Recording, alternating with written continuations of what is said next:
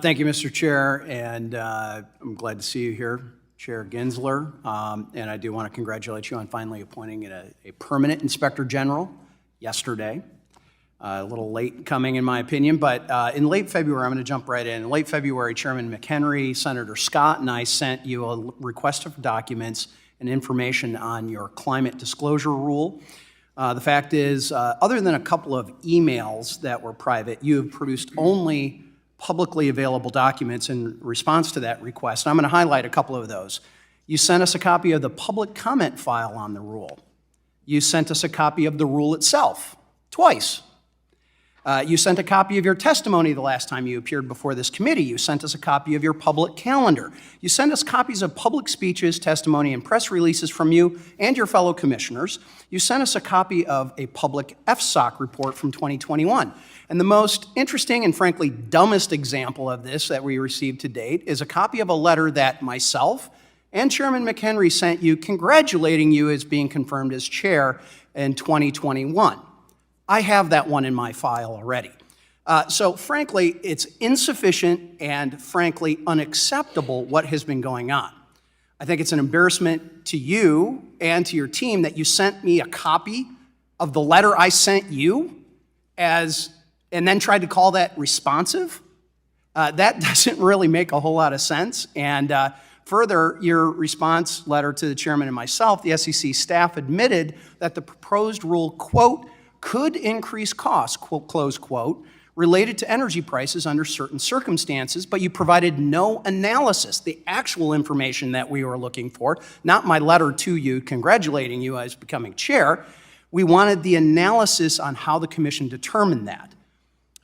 Did the SEC conduct an analysis of how this new climate disclosure regime could change energy prices before publishing the proposal?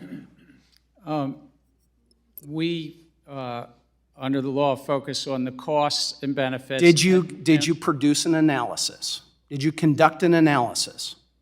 The analysis that we put out is in the proposal we put out last year about the economics with regard to issuing companies. You did do an analysis, all right? Because it looks like it may have relied mostly on public comments to form your cost-benefit analysis. I just want to make sure, for the record, we did an analysis with regard to the costs.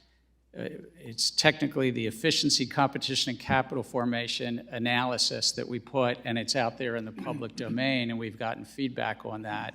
We're not a climate regulator. So, well, amen to that. I mean, we understand that. On that so did you rely on any internal economic data or assessment to inform your cost-benefit analysis? In other words, did you, the SEC, perform any of that cost-benefit analysis internally? So the SEC looked at, I think, over 6,000 public registration So that's a yes?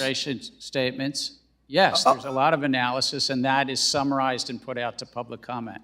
All right, and I would like to see those documents provided immediately. You're willing to do that then? I'm a firm believer in congressional oversight. I know that I'm not... Okay, well, that was previously requested, and you sent me a copy of the letter that I sent to you congratulating you. So, sounds like we now have an understanding that you're going to actually send us your analysis. So, I know that this... Yes or no? Well, I know that our staffs are working with... We have a minute. Yes or no? And I believe in congressional oversight, and I know okay. our staffs All right, are working moving on. together. Moving on. I'm taking that as a no. So the climate disclosure request, you like that. You responded to our FTX request solely with publicly available documents. To date, 213 pages of those publicly available documents have produced. And guess what? You didn't give us anything surrounding the charges filed against Sam Bankman-Fried. On April 12, Chair McHenry and I sent you a follow-up letter, and we're led to believe that the staff recommendation memo presented to the commission for a vote on charges against Sam Bankman-Fried exists. Is that true? Is there a memo from the staff recommending to the commission the charges that Sam Bankman-Fried was ultimately charged with? Under standard practice, our commission receives action memos from the staff on every... So it does exist? We work on... So it does exist. Okay, well, you haven't sent that to us.